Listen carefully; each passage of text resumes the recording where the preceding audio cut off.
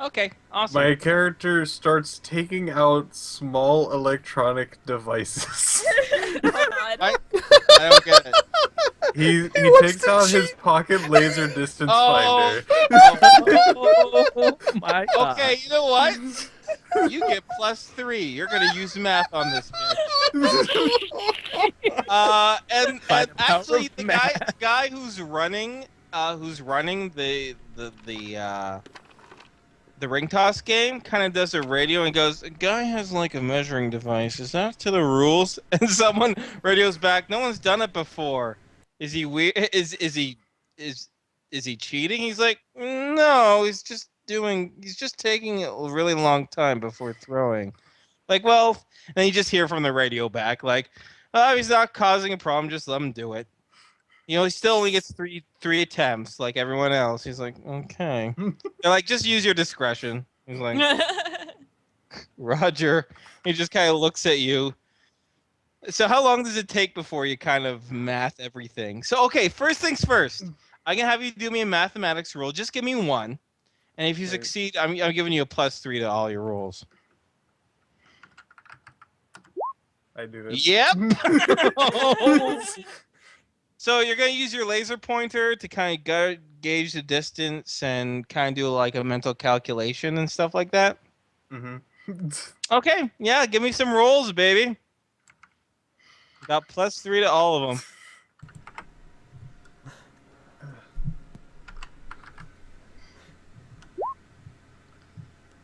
+3, that gets you Yeah. 3. Yay. That 9, that's a 1 win. Once this thing do. That's 2 wins. Mm-hmm. Oh my There is- god, that's every but one. Shit. Yep. Yeah. His math just There you kept go. getting stronger. We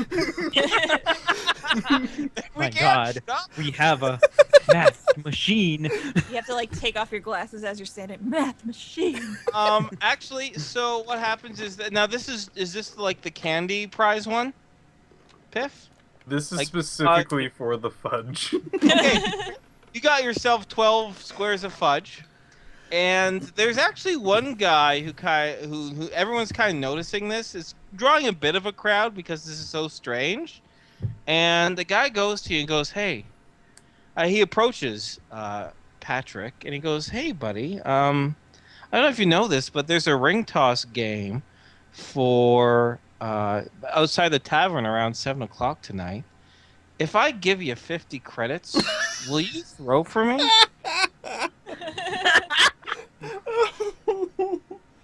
Look, you're making friends.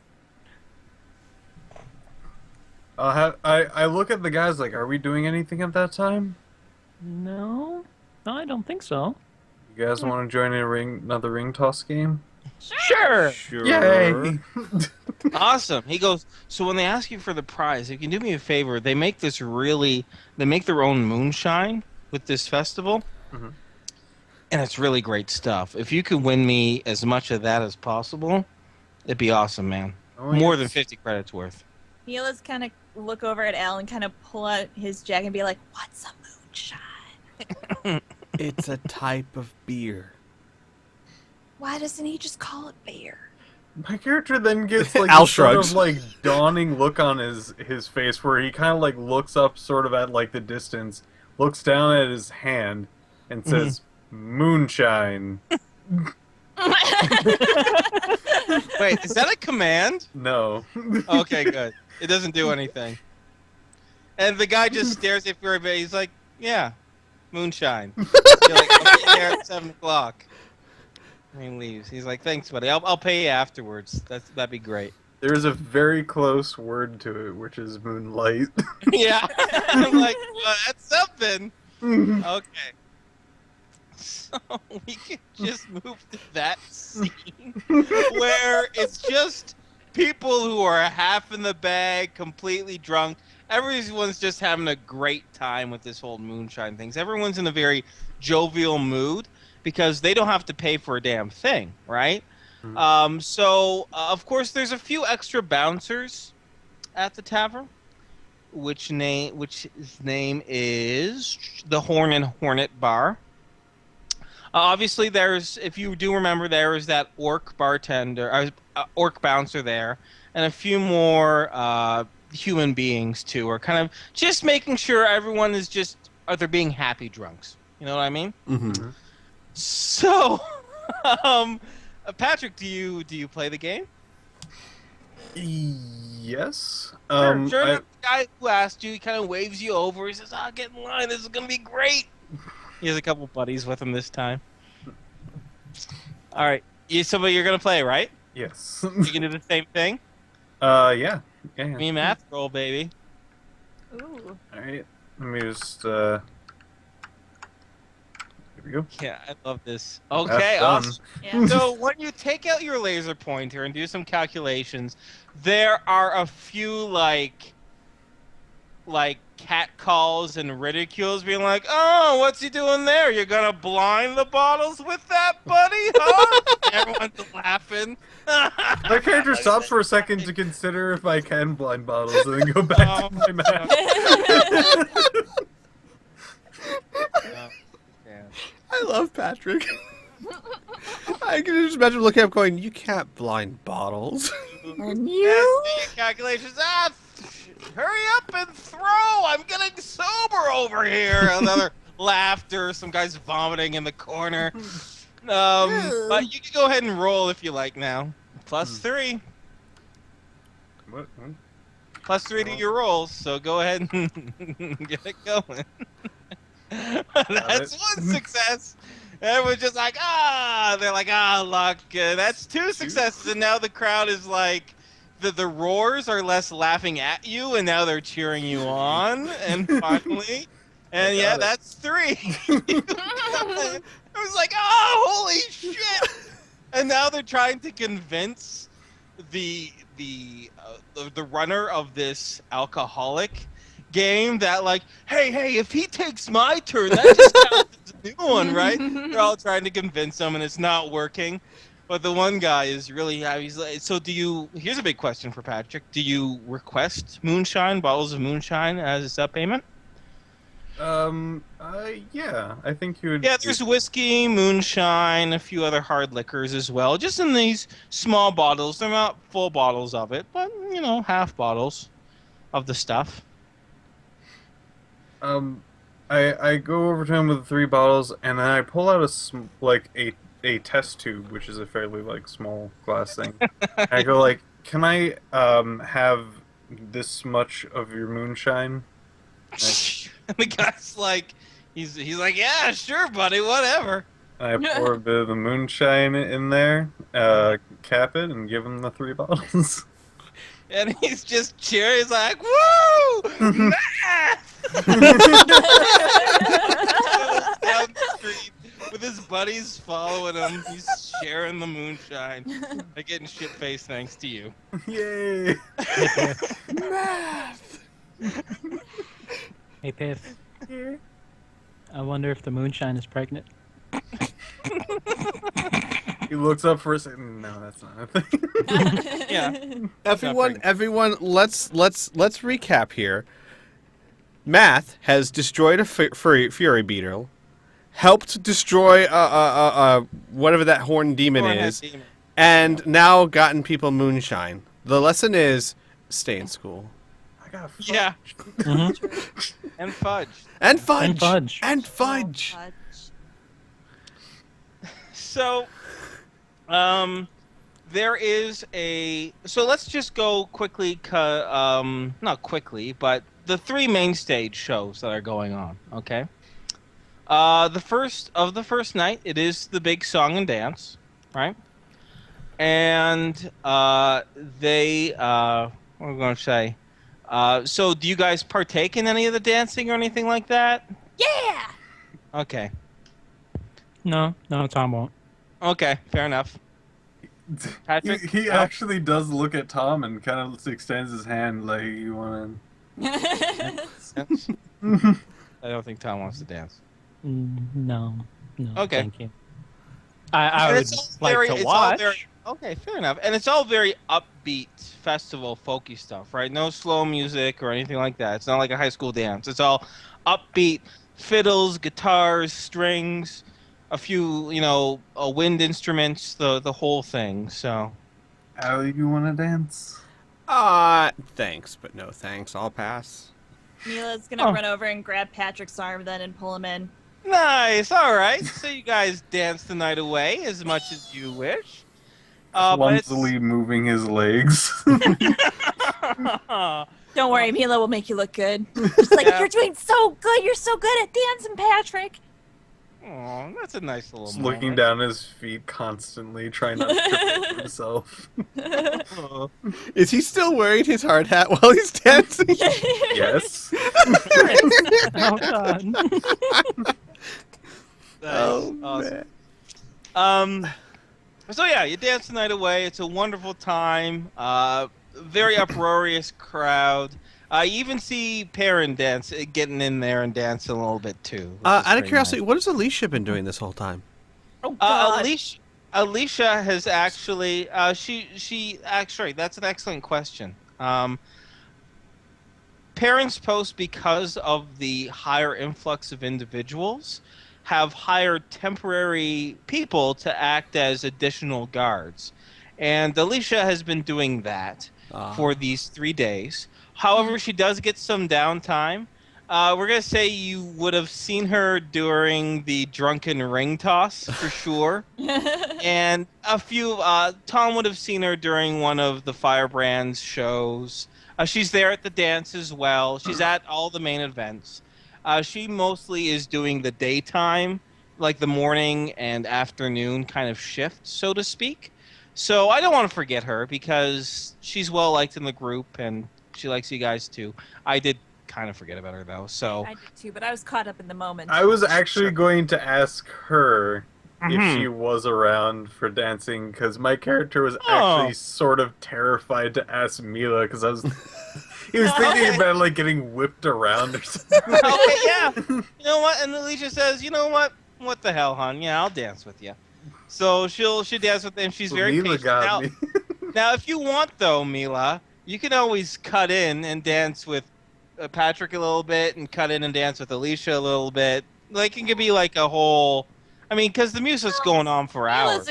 Honestly, Mila's a good-looking girl. She could probably just kind of meander off and find someone who needs a partner. Oh yeah, there are many people who definitely do not mind whatsoever. So you are not want for a partner, that's for sure. Yeah, she'll probably just do that. Be like, okay, later. And off Mila goes, just Bob's hair and then being danced around. So that's the show there. And now for the other two shows, however, it's a special kind of deluxe double bill actually.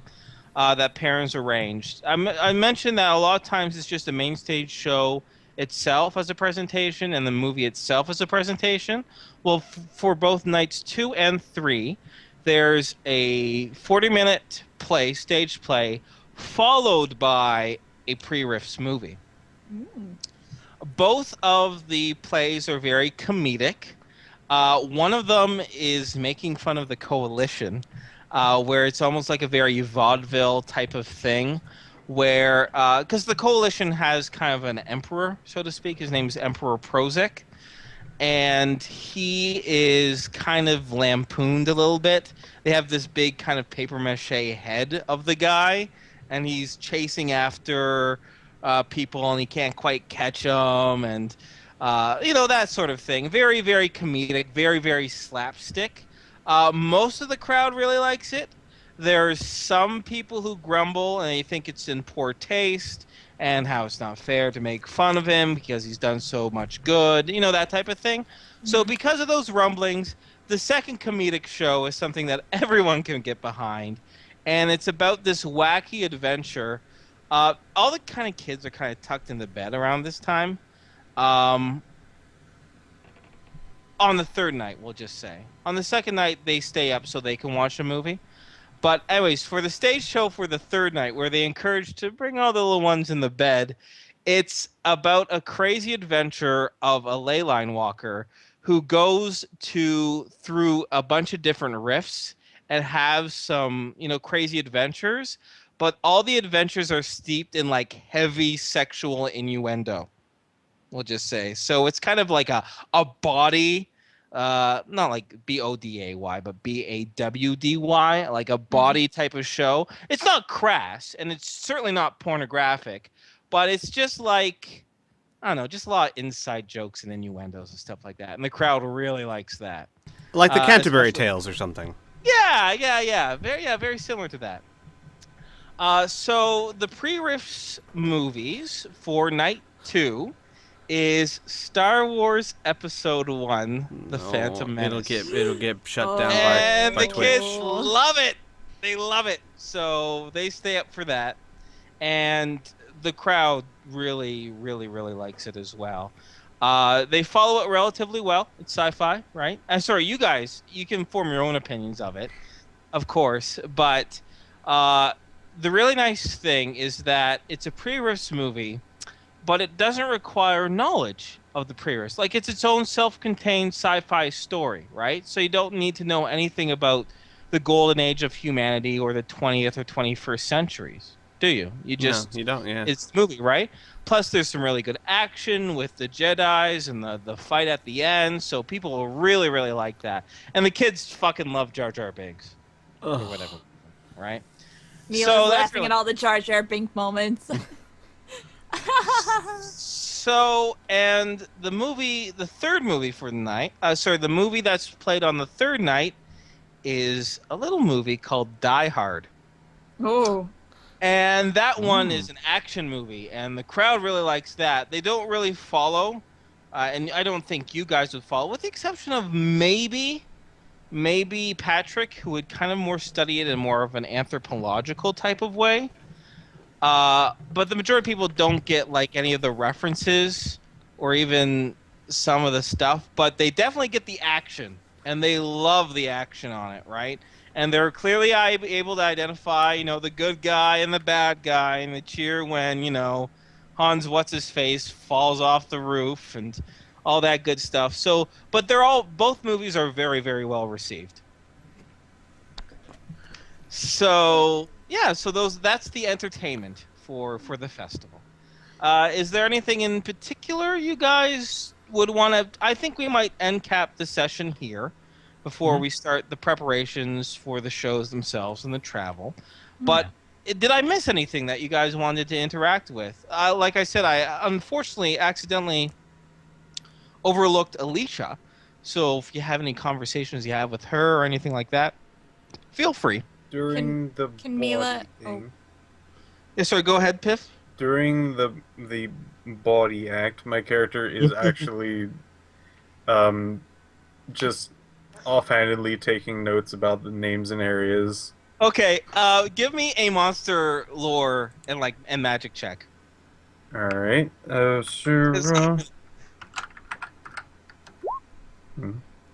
Okay, excellent. You succeeded very well. You know those people who can't watch shows because they know too much about it? Like, I studied forensic psychology and I can't watch Dexter because I'm like, he's not a sociopath. That's not how they would act. Or like math majors who would watch the show Numbers and they're like, no, it doesn't work that way. It's kind of like your character. You can react however you want, but you're pretty sure there isn't a dimension called Breasticles. You're pretty sure that's made up. You know what I mean? Like, all these references, you're not so sure that these are real things. You'll write them down for posterity, but you know too much about this shit. You know what I mean? Pretty sure a rift doesn't happen in between a woman's legs. 99% sure that's never happened. God. I told you it was body. So Yeah. I'm just saying. So they're just saying, you're like, maybe not so much. Anyway, Mila, what did you... My character will now understand that when there's things like "Go fuck yourselfville" and Breasticles and things like that, it's not going to be a rift. It's Okay. just a fake ass This is a- name. Bullshit. Learning. Learning the hard Learning. way. Awesome. Just takes his notepad and throws it on the ground. It's bullshit. I'm still gonna have follow-up questions about this, but this, I'm not Probably. gonna enjoy it. All right, sorry, Mila. What was that? No, Mila just needs girl time with Alicia. Just Yeah. doing festivities or walking around together. Yeah, definitely. I think that would be really really nice. I can't really think of any particular role play thing, but I think you two can have good time together. Shoot the shit. Oh, that's right. I was going to try to make that fudge. Oh my god. Okay. Wait, what? What? He's analyzing the fudge so he can. Oh my god. Okay.